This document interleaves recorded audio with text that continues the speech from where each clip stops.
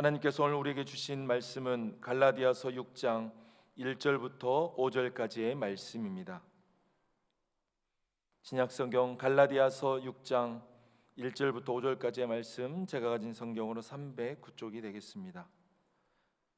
제가 하나님의 말씀을 받들어 봉독하도록 하겠습니다. 형제들아, 사람이 만일 무슨 범죄한 일이 드러나거든 신령한 너희는 온유한 심령으로 그러한 자를 바로잡고 너 자신을 살펴보아 너도 시험을 받을까 두려워하라. 너희가 짐을 서로 지라. 그리하여 그리스도의 법을 성취하라. 만일 누가 아무것도 되지 못하고 된 줄로 생각하면 스스로 속임이라. 각각 자기의 일을 살피라. 그리하면 자랑할 것이 자기에게는 있어도 남에게는 있지 아니하리니 각각 자기의 짐을 질 것이라. 아멘. 이 시간 이병호 목사님 나오셔서 말씀 선포해 주시겠습니다.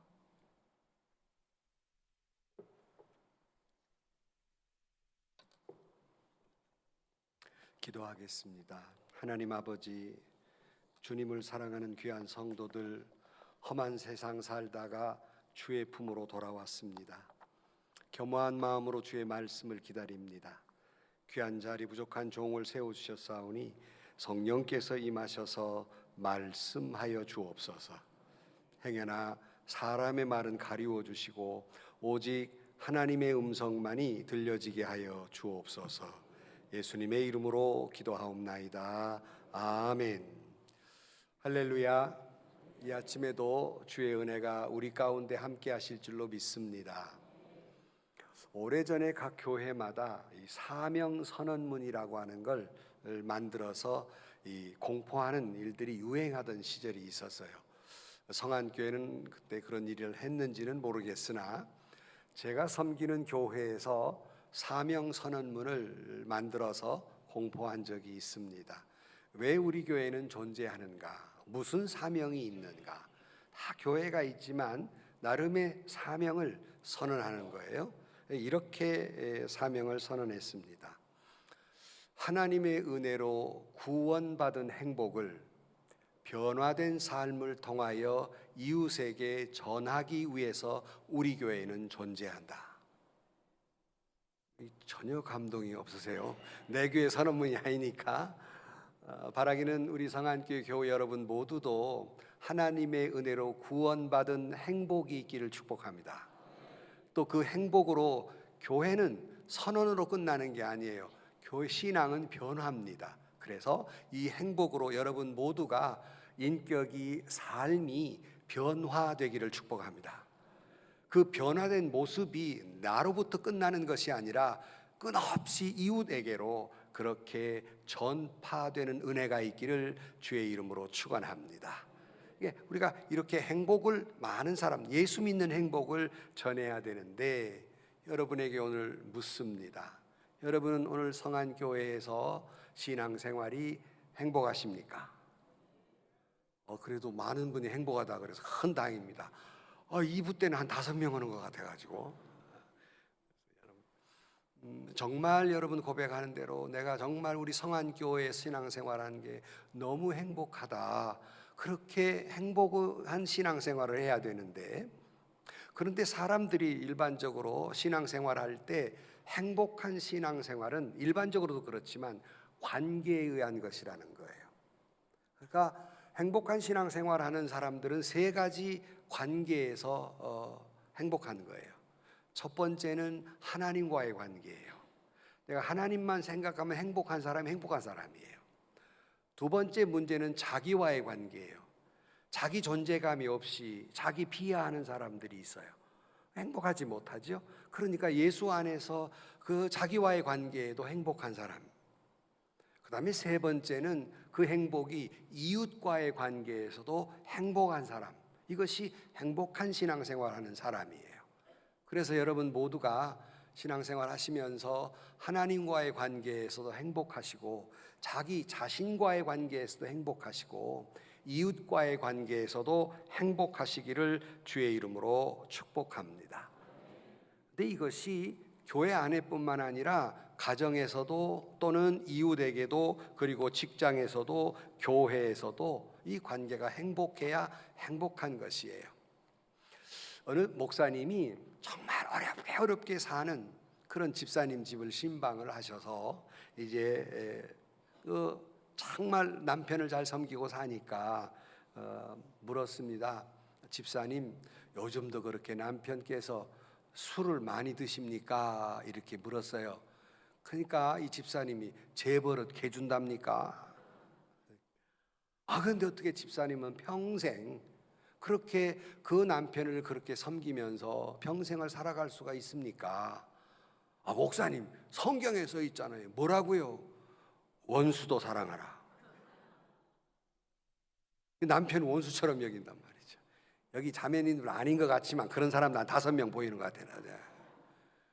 가정에서 정말 행복해야, 이 관계가 남편과의 관계에서도 행복해야 돼요. 그런데 별 문제가 없는 가정인 것 같지만 속을 들여다보면 참 별별 문제가 정말 많은 것이 우리의 삶입니다.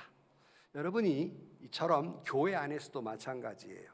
교회 안에서도 이 관계가 좋아야 하는데, 목사님과의 관계, 장로님, 권사님들과의 관계, 성도와 성도와의 관계가 좋아야 신앙생활은 행복한 거예요. 제가 아까 행복하신가 물을 때 아멘 하신 분들은 이 관계가 좋은 분들이에요. 근데 아멘을 안 하고 하신 분들은 이게 조금 문제가 있는 분들이에요. 한번 점검해 보셔야 돼요. 이게 관계가 좋아야 행복한 신앙생활을 하게 됩니다. 근데 때로는 이것이 오히려 교회 생활을 하면서 오히려 내 신앙을 오히려 불행하게 흔드는 경우가 있곤 합니다. 우리가 고백할 때 성도와 교제라는 걸 고백해요. 이 성도와의 교제를 가볍게 여기시는데요, 우리가 성도와의 교제는 굉장히 아름답고 중요한 교회예요. 그리고 교회의 중요한 기능입니다. 성도와의 교제. 여러분, 우리가 하나님 나라 구원받고 천국 가는 건 여러분 개인의 믿음으로 가시는 거예요. 그런데 철로역정에 있는 것처럼 천국까지 가는 길에는 함께 가는 거예요. 이렇게 교회 공동체 속에서 함께 가는 겁니다. 이 함께 가는데 서로의 도움이 되고 서로 짐을 나누는 거예요. 그래서 어떤 때는 정말 힘들고 어려울 때 함께 기도해주고, 또 지쳐서 쓰러졌을 때는 또 이렇게 세워주고, 신앙이 나태하면 격려해서 믿음 생활 잘하도록 도와주고, 혼자서는 너무 힘들어요. 요즘은 교회에 대해서 좀 좋지 않은 시선이나 또는 그 코로나 때문에 집에서 예배를 드리다 보니까 무교회주의자가 돼가지고 교회 가니까 시끄럽고 그냥 혼자 해서 믿을란다. 그리고 집에서 유튜브로 예배 드리고 헌금도 지 마음대로 여기저기 보내고 이런 경우가 생긴단 말이에요. 그런데 이런 분들에게는 혹시라도 신앙생활에 나태해지면 아무도 격려하거나 도와주는 분이 없기 때문에 그냥 넘어져 버리는 거예요. 그러나 때로는 우리 교회 안에서 여러 가지 좋은 일도 있고 힘든 일도 있지만 서로 격려하고 도토져 가면서 믿음을 지켜나가는 것이 교회 공동체의 기능입니다. 그래서 성도와의 교제는 대단히 중요합니다. 근데 문제는 반대의 경우도 생기더라는 겁니다. 관계가 좋지 못하다 보니까 때로는 별로 시험 들 일도 아닌데 시험에 빠지는 경우도 있고, 잘못된 성도를 만남으로 말미암아 그 신앙이 이제 넘어져 버리는 경우도 있습니다. 그러니까 교우와 교우 관계끼리 서로 힘이 되어주지 못하고 차라리 몰랐더라면 좋을 뻔한 관계도 있더라 하는 거예요. 그러니까 이런 사람들은 신앙관도 삐뚤어져 버리고 교회 관도 삐뚤어져 버리고 마는 겁니다. 신앙적으로 병들고 만다는 거예요. 영적으로 이 아주 사막과 황폐화되어 버리고 만다는 겁니다. 여러분, 그러니까 교인이라고 해서 완벽하지 않지 않습니까? 의인은 없나니 하나 다 불완전한 존재들이에요. 부족한 존재들이에요. 그래서 우리가 때로는 시험 드는 일도 있는데, 한 가지 여러분에게 어느 한 사람의 그런 모습을 보면서, 어느 신앙인의 한 사람의 잘못된 모습을 보면서 기독교 전체를 폄하하지 말라는 거예요. 성안교회에 좀 잘못된 성도를 보면서 성안교회 전체로 평가하지 말라는 겁니다. 그 사람이지 다가 그런 건 아니니까. 그런데 그런 것 때문에 전체로 폄하해서 신앙생활이 흔들리는 경우가 있습니다. 여러분, 신앙생활도 다 신앙생활의 스타일이 있고 교회마다 그 신앙의 문화가 있어요. 그거를 옳다 그러다 해서는 안 됩니다. 존중해 주셔야 해요. 어떤 사람은 통성으로 기도하는 게 좋고 어떤 사람은 묵상 기도가 좋은 거예요. 뭐가 옳아요? 뭐가 글러요? 일어서서 기도하는 게 좋은 사람들도 있고 주저앉아서 기도하는 게 좋은 사람도 있고 엎드려 기도하는 게 좋은 사람이 있는 거예요. 어느 날 우리 권사님이, 저희 교회 권사님이 심각하게, 목사님, 왜 그러십니까 권사님? 그 당시에는 이 찬송가하고 성경책이 합본이 안 될 때예요. 목사님, 찬송가 위에 성경책을 놓는 게 옳습니까? 성경책 위에 찬송가를 놓는 게 옳습니까? 이분은 너무 성경이 귀하니까 어떻게 놓을 줄, 그분의 신앙은 얼마나 귀해요. 질문은 우습지만 제 대답이 네 맘대로. 답이 어디 있어요? 이렇게도 저렇게도 되는 것이죠. 그러나 그분의 성경에 대한 사랑, 존귀함이 그분의 마음속에 담겨져 있는 건 맞지만 다 이런 사람은 이게 좋고 저런 사람은 저게 좋은 거예요. 한 사람의 모습을 보면서 전체를 평가하지 말라는 거예요. 그러다 보니까 행복한 신앙생활이 안 돼 버리는 거예요. 오늘은 우리가 행복한 신앙생활의 그 해답을 오늘 본문이 가르쳐 주는 대로 한번 엿보고자 합니다. 오늘 1절 말씀에는 이런 말씀이 있어요. 형제들아, 사람이 만일 무슨 범죄한 일이 드러나거든 신령한 너희는 온유한 심령으로 그러한 자를 바로잡고 너 자신을 살펴보아 너도 시험을 받을까 두려워하라 그랬어요. 먼저 우리 신앙인의 출발점이 있습니다. 그것은 나는 죄인이라는 의식부터예요. 나는 죄인이기 때문에 예수님 십자가 필요한 거예요. 주님의 은혜가 필요하니까 여러분이 교회에 나오고 신앙생활하는 거예요. 우리의 모든 것의 출발은 나는 죄인이다. 아무도 안 하면 않고 나는 쏘아봐. 지금 내가 왜 죄인이야? 왜? 그럼 여기가 올 필요가 없어요. 나는 죄인이다라고 하지 않은 분은 나가셔야 돼요. 죄인 아닌 사람이 왜 여기 와 있어요? 용서가 필요 없는 사람들인데. 죄인이니까 우리 그래서 출발은 나는 죄인이다부터 출발을 하셔서 여기 보면 무슨 사람이 잘못한 일이 벌어졌단 말이에요. 그럴 때 너희는 온유한 심령으로 그러한 자를 바로 잡으라 그랬어요. 어제 어떤 분이 미리 주보를 보고 제목을 보셨어요. 목사님 또 용서하라고 말씀 또 맨날 그 말씀 하시려고요. 그래서 결론을 벌써 알았네. 나 내일 설교 안 할라네. 결론 다 알아버려가지고. 신앙생활 오래 하다 보면 제목만 봐도 결론은 다 여기 다 아는 사람들이 전부 다 아는 사람들. 그러면 실천은 안 하고 안다고만 하는 거예요. 그런데 무골호인으로 무조건 용서하라는 말이 아니에요. 여기 보면 바로 잡으라 그랬어요. 어떤 사람의 잘못이 드러나거든 바로는 잡아야 돼요. 그런데 이 바로 잡는다는 의미를 잘 깨달으셔야 됩니다.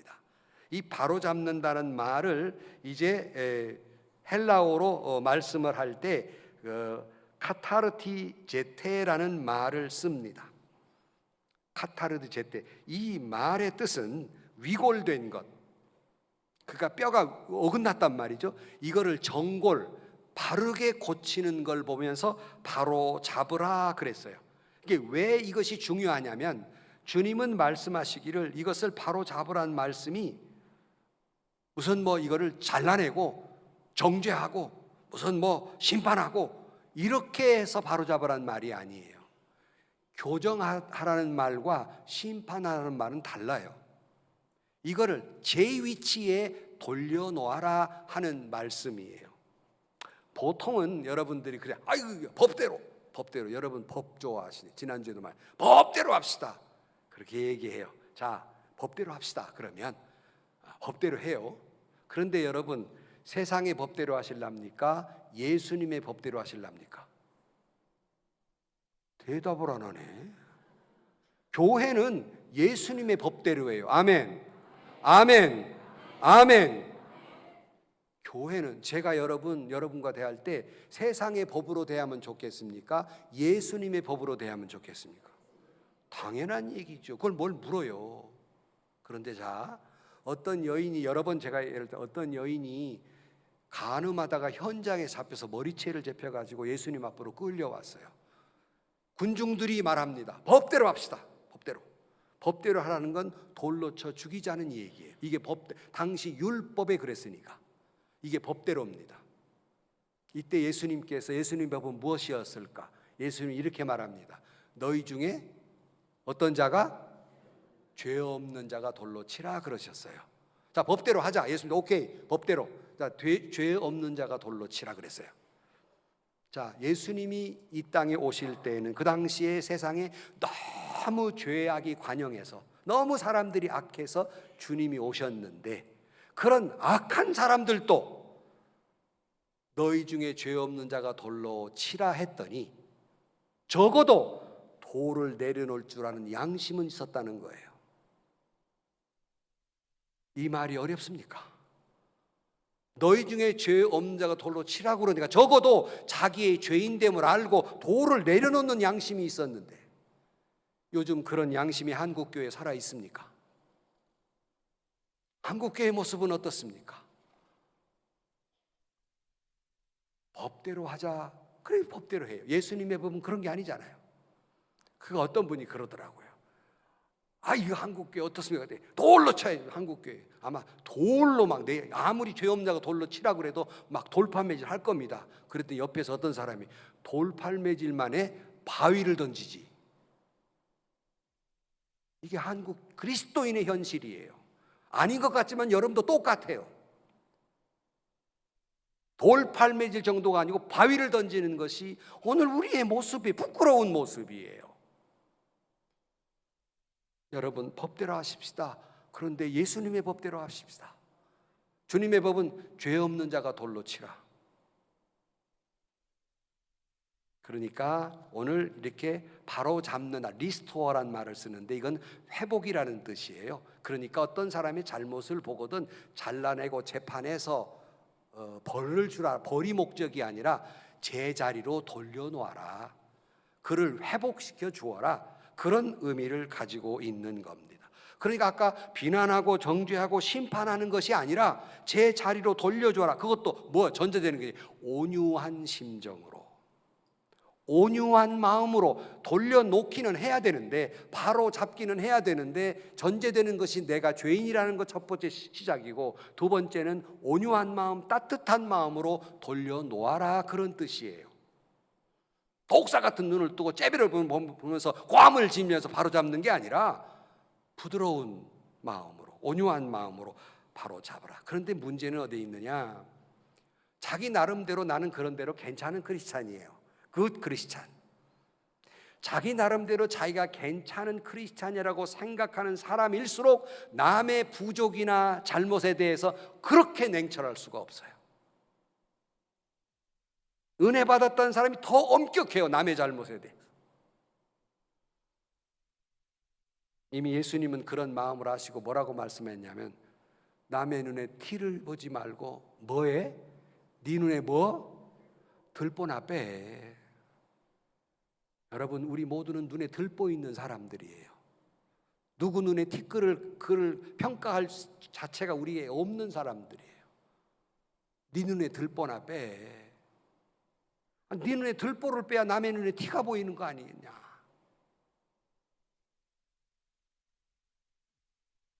어느 글에 보니까 이런 말이 있어요. 사람이 행복해지는 데는 돈 생각하지 말고 남 생각하지 않을 때 행복하다. 또 뭔 말인지를 못 알아듣네. 돈 그러면 불행해요. 그리고 오늘 우리는 남 생각하느라고 행복하지 못해요. 남 죄 때문에 걱정하느라고. 아닌 것 같지만 다 여러분 그런다니까요. 지금 큰 사람은 불행하다는 거예요. 행복하지 않다는 거예요. 신앙생활에도 교회 나와도 남 판결 내리느라고 행복하지 못해요. 내 안에 티끌이 있는 걸 깨달아야 되는데, 들보 있는 걸 깨달아야 되는데, 교만한 마음, 내 의가 너무 있어요. 한국 크리스찬의 가장 큰 문제점은 바리새인처럼 자기 의가 너무 있어요. 자, 지난번에도 교회는 의인이 오는 것입니까? 죄인이 오는 것입니까? 그러니까 여기 의인이라고 생각하는 분은 나가세요. 나 의인이라고 올 필요가 없어. 올 자격이 없어요. 여기는 죄인만이 오는 곳이에요. 나의 죄인됨을 고백하는 사람만 오는 곳이 교회예요. 그러면 교회 왔더니 처단하는 곳입니까? 교회가 재판하는 곳입니까? 아닙니다. 죄인이 들어와 예수님의 보혈로 용서함 받고 의롭다고 칭함을 받는다는 건 덮어준다, 인정해준다는 거예요. 죄가 없다는 말이 아니에요. 그러니까 용서받고 그 죄를 덮어서 하나님이 의인이라고 칭해주는 것이 교회입니다. 재판하거나 처단하거나 비판하거나 비난하는 곳이 아니란 말이에요. 마땅히 죄인이 들어오지요. 온유한 마음으로 그것을 잡아주라는 것은 회복시켜 주어라, 다시 기회를 주어라, 그런 말씀이에요. 이것이 바로 잡으라는 말이에요. 다시 계속 강조하지만 제가 이해하고 용서하라는 말은 잘못된 것을 그대로 두라는 말이 아니에요. 잡아는 줘야 되지요. 제자리로 돌려놓는 건 맞아요. 문제는 어떤 마음이냐, 그것을 대하는 여러분의 마음이 어떤 마음이냐는 거예요. 지금 제가 두 가지 말을 했어요. 하나는 내가 죄인이라는 마음으로 그걸 접하라는 겁니다, 상대방의 잘못을. 두 번째는 온유한 마음으로 접하라는 거예요. 돌려는 놓는데 회복은 시켜야 되는데 바로는 잡아야 되는데 어떤 마음이냐는 거예요. 교회는 적어도 온유한 마음으로, 예수님이 나는 마음이 온유하고 겸손하다고 말씀드렸잖아요. 예수님을 닮아야 될 첫 번째 마음은 예수님의 온유예요. 예수님 스스로가 나는 마음이 온유하고 그랬잖아요. 겸손보다 먼저 배워야 할 예수님의 마음은 온유예요. 이걸 확대하면 사랑이라는 거예요. 이런 마음으로 다른 사람의 부족함을 잡아주어라, 그런 마음이 먼저라는 겁니다. 지난주에도 말씀을 드렸습니다마는, 그러니까 조금만 생각하면 이해될 것을 흥분된 마음으로 바라보면 이해가 도무지 안 되는 거예요. 요즘 저희 나이 든 사람들, 저도 그렇지만 요즘 젊은이들 걱정이야. 세상이 어떻게 되려고 이러나. 나이 드신 분들은 동감을 해요. 세상이 어떻게 되려고 이러나. 그래봤자 세상은 어떻게 안 됐어요. 저기 로마에 가보면 그 옛날 벽돌에 요즘 젊은이들은 걱정이다 이렇게 써 있어요. 근데 걱정 안 해도 돼. 그 사람들 그때 수천 년 전에 안 해도 돼. 세상 잘 돌아가고 있다고요. 근데 젊은이들이 이해가 되지 않는 때가 있어요. 저도 그렇지만. 어느 날 우리 교회 장로님께서 아마 목사님의 행동이 좀 가벼이 보였고 좀 마음에 안 들으셨던 말이에요. 부목사님 제게 와, 목사님, 아이고 아무개 목사님 왜 그런데요? 좀 철딱서니가 없어가지고 좀 그래요. 그래서 제가 장로님, 그분의 자녀하고 나이가 비슷해서 장로님 애들을 좀 생각해 보세요. 애들 어떻습니까? 철 들었습니까? 장로님 아들도 MZ세대, 목사님도 MZ세대. 이해가 안 가십니까? 같은 MZ세대예요. 그래도 목사님이니까 그래, 그건 내가 인정하지만 같은 MZ세대예요. 내 자식 생각하면 내 자식들의 부목사 조금 철없다고 욕 못하는 거예요. 이 말은 이해할 수 있다는 거예요. 그게 옳다는 말은 아닙니다, 여러분. 이해할 수는 있다는 거예요. 그러므로 여러분, 때로는 그렇게 엇나가신 분들이 보이거들랑 나도 죄인이라는 마음과 온유한 마음으로 바로 잡기는 하는데 이해하고자 하는 생각을 먼저 가시자는 거예요. 얼마나 힘들까? 얼마나 스스로가 저렇게 될 때까지 부끄러울까? 얼마나 불쌍할까? 그가 죄인인 건 맞지만 얼마나 그 자신이 힘들까를 생각하면 그렇게 이해 못할 일도 아니더라, 그런 말씀이에요.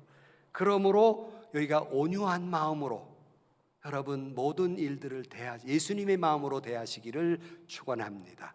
그럴 때 여러분 자신이 행복하다는 거예요. 상대가 행복한 게 아니라 여러분이 행복해진다는 거예요. 두 번째, 오늘 본문에 보면 6절의 뒤발에 보면 너 자신을 살펴보아 너도 시험을 받을까 두려워하라 그랬어요. 두 번째는 다른 사람의 실수를 보았을 때 너 자신도 살피라는 거예요. 너도 두려움을 가져야 된다. 왜? 나도 저런 죄를 지을 수 있지라는 생각. 내가 저 사람 저렇게 볼 때 저 사람도 나를 어떻게 볼까? 너 자신을 먼저 살펴보라는 거예요. 여러분, 너고 나하고 달러처럼 그렇게 기가 막힌 소리가 없어요. 다르긴 뭐 달라요. 같은 죄인인데. 너고 나하고 종류가 달라. 아니, 한 번은 저희 교회 막 기도를 열심히 하는 분들이 두 분이 와가지고 서로 싸우는데, 왜 싸우냐 그랬더니 영이 다르대. 영이, 아니 성령은 같은데 영은 하나요. 근데 영이 다르대. 기도하는 사람들이 영이 다르다고 싸우고 앉았어요. 이게 말이 되는 얘기냐고요. 이것이 너하고 다르긴 뭘 달라요. 똑같은 사람인데. 그러니까 실수한 사람을 볼 때 저 사람도 나도 같은 죄인이기 때문에 나도 저런 실수할 수 있지. 내가 비난만 할 것이 아니라 나도 죄인인데 나도 언제 넘어질지 모르지 라는 생각을 가지라는 거예요. 그래서 두려워하라. 교훈 삼아서 두려워하라는 거예요. 가끔 TV에 막 수백억대 재산가가 무슨 뭐 뇌물을 줘가지고 뭐 걸려가지고 교도소 가고 그런 거 보잖아요. 저 장관이 왜 저런 뭐 매덕 그 뇌물 먹느라고 죄다 하나 그러면서 욕을 하지만, 여러분이 만약에 그 자리에 있으면 여러분도 그랬을까요? 안 그랬을까요? 양심적으로 대답해. 양심적으로. 내가 그 위치에 없을 뿐, 내가 그럴 만한 힘이 없을 뿐, 나도 그 자리에 가면 나도 그럴 수 있다 없다? 있다. 아니, 그러라는 말은 아니에요. 그러나 이해할 때는 나도 그 자리에 가면 그럴 수 있었겠다라고 생각을 하라는 거예요. 이해를 해주라는 거예요. 나는 달라서 그런 자리가, 나는 절대로 그런 거 안 할 겁니다. 이거는 교만이에요. 나도 죄인인데 왜 안 넘어져요? 언젠가도 말씀드린데 저한테 참 힘들게 했던 목사님이 이 경찰서까지 잡혀갈 정도로 힘들게 하셨어요. 제가 한 건 아니지만 전화가 오셨어요. 목사님, 용서해 주세요. 잘못했어요. 그래요. 제 대답이 이겁니다. 목사님도 죄인, 나도 죄인. 내가 누구를 용서할 자격이 저한테 없습니다. 나도 목사님처럼 넘어질 수 있으니까. 그러니 지금 목회를 잘 하십시오. 나는 용서할 자격이 없습니다. 왜? 죄인이니까. 나도 그렇게 넘어질 가능성이 농후하니까.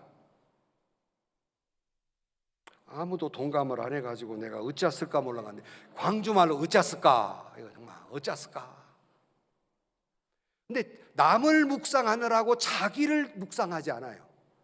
자기의 부족을 남의 부족은 그렇게 묵상하면서 걱정하는데 지 죽어가는 걸 모르는 거예요. 그러느라고 자기 영이 죽어가는 걸 모르는 거예요. 어느 날 미국에 유명한 내과 의사가 있었는데요, 이분이 너무 유명한 환자들이 막 몰려드는 거예요. 뭐 가족 생각할 겨를이 없는 거예요. 가족들이 누가 아프다고 그래도 뭐 쳐다보지도 않아요. 저희 아버지도 병원 들어오시면 제가 아버지 여기 뭐 다쳤는데 아픈데 그러면, 야, 나 하루 종일 아프다 소리 들었는데 집에 와서까지 아프다 소리 들어야 쓰겠냐? 알아서 그냥 적당히 약 발라. 안 봐줘요, 안 봐줘. 근데 이 의사도 유명한 내과 의사, 환자를 하루 종일 시달리다가 왔는데 아내가 쿨럭쿨럭 한단 말이에요. 감기 들렸나? 지났어요. 계속 쿨럭해요. 약 먹지. 계속 쿨럭해요. 시간이 상당히 지났어요. 계속 쿨럭하니까 한번 병원에 나와봐. 나왔더니 당시에는 그 병은 죽는 거예요. 당시 폐결핵 3기. 남의 폐결핵은 고쳐주느라고 난리인데 자기 아내가 폐결핵 3기 돼서 죽어가는 건 모르는 거예요. 이 의사만 어리석은 것이 아니라 여러분들이 그렇다고요. 여러분이 또 손가락질한다고 욕하지 마세요. 여기다 여러분이 그 꼴이란 말이죠. 그런 거로 남의 실수한 것을 보거든 내가 정신을 차려야 돼요. 나도 저런 실수할 수 있는 것이 농후하기 때문에. 그런데 내가 두려운 마음을 갖는 게 아니라 남의 실수를 발견하는 순간 통쾌해요. 쾌재를 불러요. 잘 걸렸다. 그라이도 저거 밉상인데 언제 한번 걸리라고 했더니 이거 드디어 걸렸네. 드디어 걸렸어. 드디어 씹을 근거가 생긴 거예요. 드디어 욕할 근거가 생겨. 그래서 쾌재를 불러요. 이 사람 망합니다. 나도 두려운 마음을 가져야지.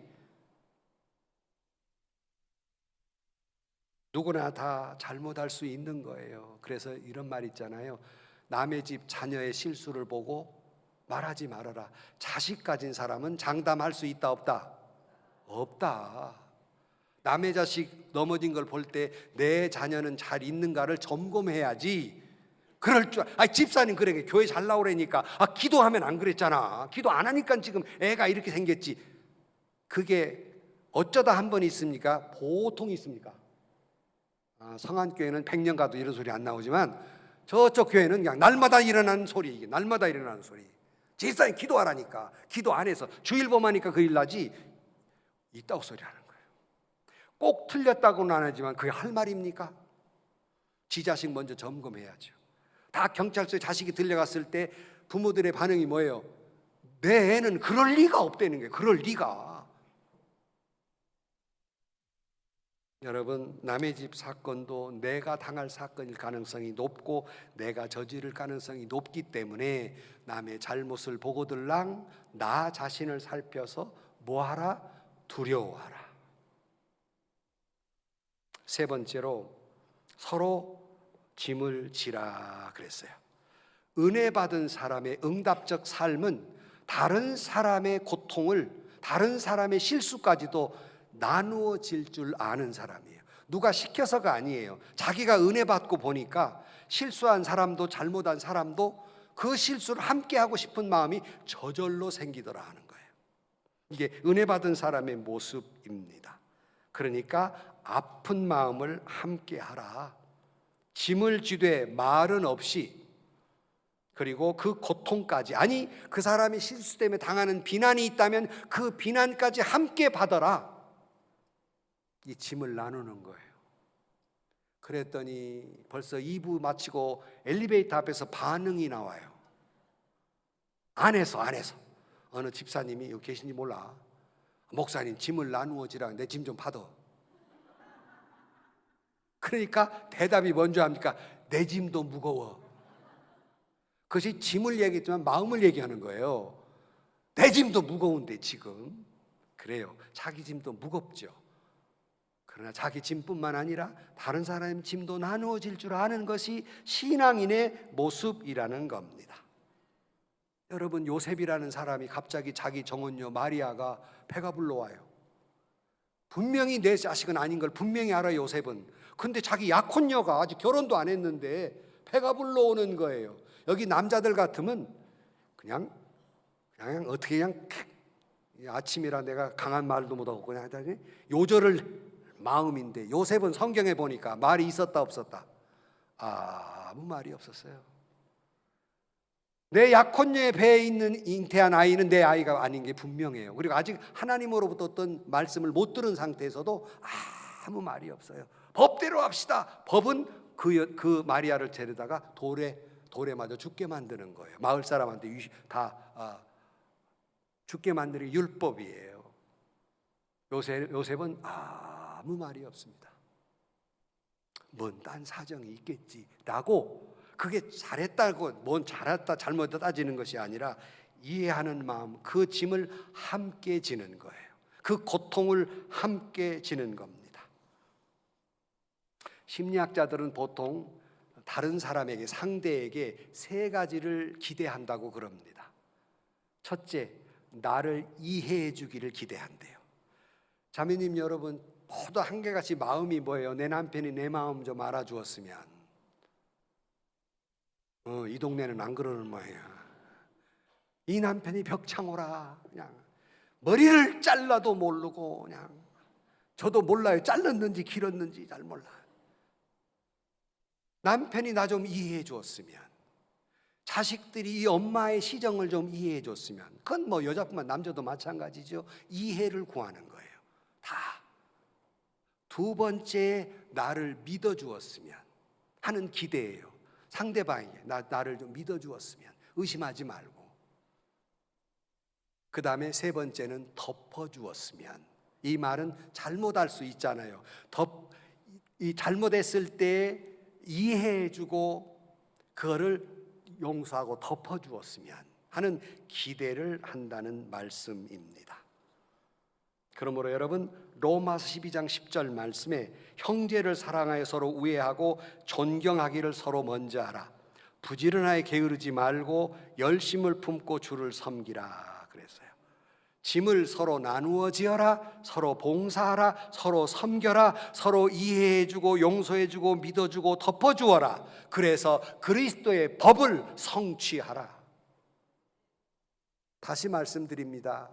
세상의 법은 돌팔매를 죽이는 게 세상의 법이고, 예수님의 가장 크고 중요한 법은 내 이웃을 내 몸과 같이 어떻게 하라? 사랑하라. 자, 여러분, 성안교회 교우 여러분, 법대로 합시다. 법대로 하는데, 교회니까 세상의 법대로가 아니고 누구의 법대로요? 누구의 법대로요? 실천하세요. 법대로 합시다. 근데 문제는 하나님의 법대로. 제가 여러분을 대할 때 세상의 법으로 대하면 좋겠습니까? 예수님의 법으로 대했으면 좋겠습니까? 뭐 여러분도 저를 그렇게 대하라고요. 근데 왜 나는 안 그러냐? 나는 세상의 잣대를 가지고 자꾸 대요. 결론으로 말씀을 드립니다. 주님이 이 땅에 오신 것은 죄인된 우리를 십자가에 달려 물과 피를 쏟으시고 내 죄를 깨끗이 닦아주셔서 의인 삼아 주시기 위해서 이 땅에 오셨고, 그 은혜로 우리가 이 자리에 있는 겁니다. 내 의인은 하나도 없어요. 누가 자기를 의롭다 할 수 있겠습니까? 내 의인은 없습니다. 아까 말씀드린 대로 나는 죄인입니다. 그러므로 주님께서 우리에게 말씀하신 그리스도인들의 3대 의무가 있다면, 첫째 이해하는 것, 두 번째 용서하는 것, 세 번째 사랑하는 것입니다. 여러분, 너희가 짐을 지라는 말은 그리스도의 법을 성취하라고 그랬습니다. 우리는 여러 가지 난관과 역경과 고통을 겪으며 삽니다. 중요한 것은 법대로 하시되 예수님의 법대로 하십시다. 주님께서 나에게 주신 말씀대로 여러분 정말 행복하기를 원하신다면, 행복한 신앙생활을 원하신다면 예수님의 법대로 해야 됩니다. 말씀드린 대로 나도 죄인이다는 사실과 언제나 온유한 마음, 주님의 마음을 품고 항상 자기를 살피고, 남 살피지 말고 자기를 살피고, 그리고 서로 짐을 나누어 가짐으로 말미암아 처음 드린 말씀, 하나님의 은혜로 구원받은 행복을 변화된 삶을 통하여 이웃에게 전하는 우리 성안교회 그리고 여러분 모두가 되시기를 주의 이름으로 간절히 축원합니다. 기도하십시다. 하나님 아버지, 때로는 저희들이 죄인됨을 알면서도 어떤 때는 그것을 잊을 때가 있고, 내 의가 너무 높아서 다른 사람의 죄를 탓하기에 부지런한 저희들이었습니다. 다시 한번 우리 자신이 죄인됨을 깨닫게 하시고, 늘 온유함으로 대하게 하시고, 늘 자기를 살피게 하시고, 나아가서 서로의 짐을 나누어지는 그 사람의 잘못까지도, 그 사람의 고통도 나누어질 줄 아는 예수 마음 닮아서 우리 모든 성안교회 교우들이 행복한 신앙생활을 하게 하여 주옵소서. 예수님의 이름으로 기도하옵나이다. 아멘.